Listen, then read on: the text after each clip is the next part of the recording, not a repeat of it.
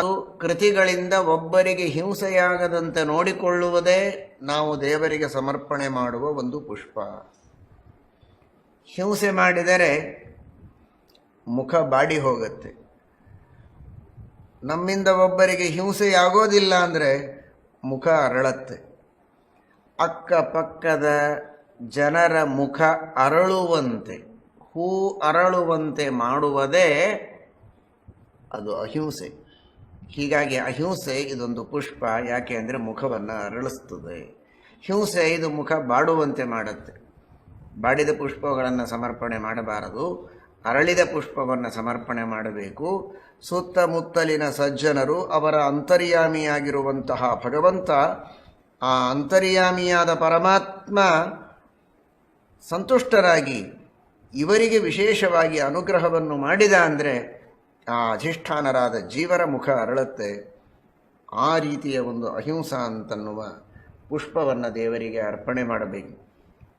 ಇಂದ್ರಿಯ ನಿಗ್ರಹ, ಕಾಮಕ್ರೋಧಾದಿಗಳನ್ನು ನಿಗ್ರಹ ಮಾಡಿ ಇಂದ್ರಿಯಗಳನ್ನು ನಿಗ್ರಹ ಮಾಡಿಕೊಳ್ಳುವುದು ಇದು ಎರಡನೆಯ ತರಹದ ಪುಷ್ಪ. ಅಹಿಂಸಾ ಪ್ರಥಮಂ ಪುಷ್ಪಂ ಪುಷ್ಪಂ ಇಂದ್ರಿಯ ನಿಗ್ರಹ, ಸರ್ವಭೂತ ದಯಾ ಪುಷ್ಪಂ ಕ್ಷಮಾ ಪುಷ್ಪಂ ತತಃ ಪರಂ. ಎಲ್ಲರ ಮೇಲೆ ದಯ ಮಾಡುವುದು ಇದು ಮೂರನೆಯ ಪುಷ್ಪ. ನಮಗಿಂತಲೂ ಚಿಕ್ಕವರಾದವರು, ಕಷ್ಟದಲ್ಲಿದ್ದವರು, ಅಂಥವರನ್ನು ನೋಡಿ ಅವರ ಬಗ್ಗೆ ದಯೆ ತೋರಿದರೆ, ಅವರಿಗೆ ಸಹಾಯ ಮಾಡಿದರೆ ಆಗಲೂ ಅವರಿಗೆ ಬಹಳ ಸಂತೋಷ ಆಗ್ತದೆ. ಕಷ್ಟದಲ್ಲಿದ್ದವರಿಗೆ ಸಹಾಯದ ಹಸ್ತವನ್ನು ನಾವು ಚಾಚಿದರೆ ಆಗವು ಅವರ ಮುಖ ಅರಳತ್ತೆ. ಆ ದಯೆಯೇ ಒಂದು ಪುಷ್ಪ. ತಪ್ಪು ಮಾಡಿದಾಗ ಅಯ್ಯೋ ನನ್ನನ್ನು ಏನೋ ಮಾಡಿಬಿಡ್ತಾರೆ, ಇವರು ಹೊಡೆದು ಬಿಡ್ತಾರೆ ಅಂತನ್ನುವ ಭಯದಿಂದ ಕಕ್ಕಾವಿಕ್ಕಿಯಾಗಿ ಮನಸ್ಸನ್ನು ಮುಖವನ್ನು ಮುದುಡಿಸಿಕೊಂಡಿರ್ತಾನೆ. ಕ್ಷಮಾ ಪುಷ್ಪಂ ತತಃ ಪರಂ. ಕ್ಷಮೆ ಮಾಡಿದರೆ ಅಪ್ಪ ಅಂತೂ ನಾನು ತಪ್ಪು ಮಾಡಿದ್ದನ್ನು ಮನ್ನಿಸಿ ನನ್ನನ್ನು ಕ್ಷಮಿಸಿದ್ದಾರೆ, ನನಗೆ ಯಾವುದೇ ಶಿಕ್ಷೆಯನ್ನು ಕೊಟ್ಟಿಲ್ಲ ಅಂತ ಸಜ್ಜನರು ಸಂತೋಷಪಟ್ಟರೆ ಅದೇ ಒಂದು ಪುಷ್ಪ. ಕ್ಷಮಾ ಪುಷ್ಪಂ ತತಃ ಪರಂ. ಜ್ಞಾನ ಪುಷ್ಪಂ ತಪಃ ಪುಷ್ಪಂ ಧ್ಯಾನ ಪುಷ್ಪಂತು ಸಪ್ತಮಂ.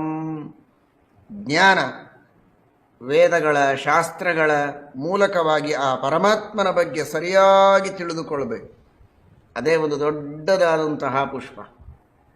ಯಾಕೆ ಅಂದರೆ ಇದು ನೇರವಾಗಿ ದೇವರಿಗೇನೆ, ಎಲ್ಲವೂ ದೇವರ ಸಂತೋಷಕ್ಕೇನೆ, ಅಂತರ್ಯಾಮಿಯಾದ ಭಗವಂತನ ಸಂತೋಷಕ್ಕಾದರೆ ಪರಮಾತ್ಮನ ಬಗ್ಗೆನೇ ಚೆನ್ನಾಗಿ ನಾವು ತಿಳಿದುಕೊಂಡ್ರೆ, ಅವನ ಗುಣಗಳನ್ನು ಮಹಿಮೆಯನ್ನು ಚೆನ್ನಾಗಿ ತಿಳಿದುಕೊಂಡ್ರೆ ದೇವರ ಮುಖನೇ ಅರಳಿಬಿಡುತ್ತೆ.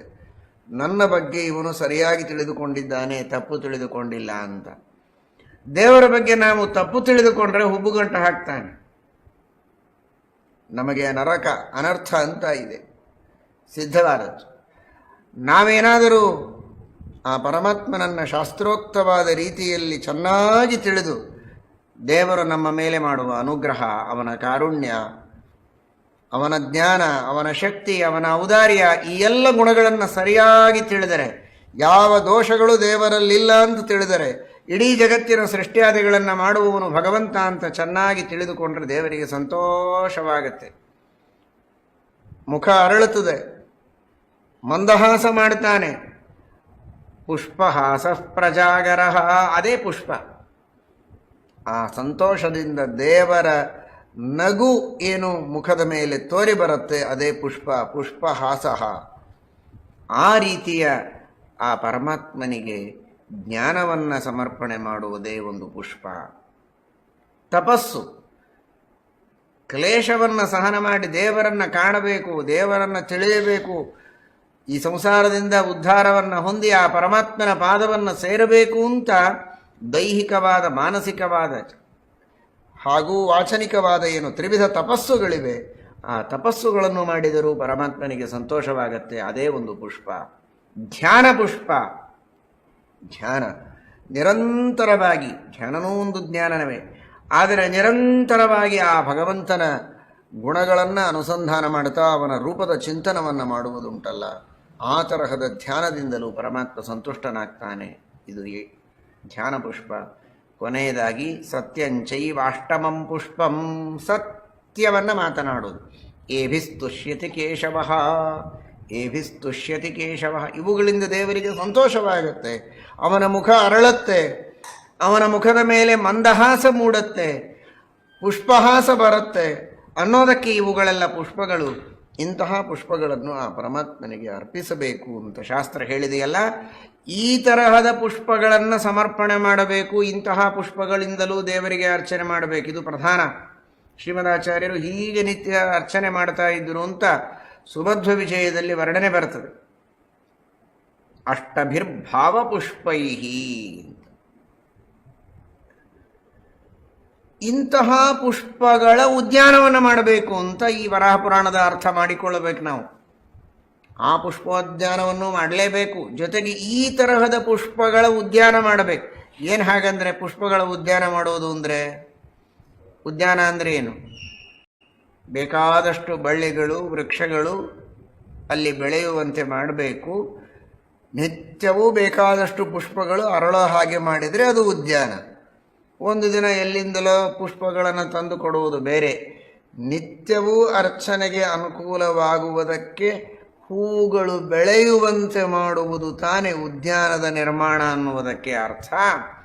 ಹಾಗಾದರೆ ನೀವು ಮಾತ್ರ ಜ್ಞಾನ, ತಪಸ್ಸು, ಧ್ಯಾನ, ಸತ್ಯ, ಅಹಿಂಸೆಯನ್ನು ಪಾಲನೆ ಮಾಡಿದರೆ ಸಾಲದು. ನೀವು, ನಿಮ್ಮ ಮಕ್ಕಳು, ನಿಮ್ಮ ಶಿಷ್ಯರು, ನಿಮ್ಮ ಬಂಧುಗಳು, ತದ್ಬಂಧು ಬಂಧು ತದ್ಬಂಧು ಎಲ್ಲರಿಗೂ ಕೂಡ ಅಹಿಂಸಾ, ಸತ್ಯ, ಜ್ಞಾನ, ಧ್ಯಾನ, ತಪಸ್ಸು, ಕ್ಷಮ ಈ ಎಲ್ಲ ತರಹದ ಸದ್ಗುಣಗಳನ್ನು ಅಳವಡಿಸಿಕೊಳ್ಳುವ ರೀತಿಯಲ್ಲಿ ಮಾರ್ಗದರ್ಶನ ಮಾಡಿ, ಶಿಕ್ಷಣವನ್ನು ಕೊಡಿ, ಪ್ರಚೋದನೆಯನ್ನು ಮಾಡಿ, ಅವರಲ್ಲಿ ಈ ಸದ್ಗುಣಗಳನ್ನು ಬಿತ್ತಿ ಬೆಳೆಸಿ ಆ ತರಹದ ಪುಷ್ಪೋದ್ಯಾನವನ್ನು, ಇಂತಹ ಒಂದು ಆಧ್ಯಾತ್ಮಿಕವಾದಂತಹ ತೋಟವನ್ನು ಆ ಪರಮಾತ್ಮನ ನೋಟದ ಛಾಯೆಯಲ್ಲಿ ಇವರೆಲ್ಲ ಬೆಳೆಯುವಂತೆ ಮಾಡಿ ಆ ಕೃಪಾನೋಟ. ಈ ತೋಟ ಯಾಕೆ ಸಮರ್ಪಣೆ ಮಾಡುವುದು ದೇವರಿಗೆ? ಅವನ ಕೃಪಾನೋಟ ನಮ್ಮೆಲ್ಲರ ಮೇಲೆ ಬೀಳಲಿ, ನಮ್ಮೊಬ್ಬರ ಮೇಲೆ ಅಲ್ಲ ಎಲ್ಲರ ಮೇಲೆ ಬೀಳಲಿ. ಇಂಥದೊಂದು ಉದ್ಯಾನವನ್ನೇ ದೇವರಿಗೆ ಸಮರ್ಪಣೆ ಮಾಡೋಣ ಅನ್ನುವ ರೀತಿಯಲ್ಲಿ ಈ ಪುರಾಣ ವಚನದ ಚಿಂತನವನ್ನು ನಾವು ಮಾಡಬೇಕು.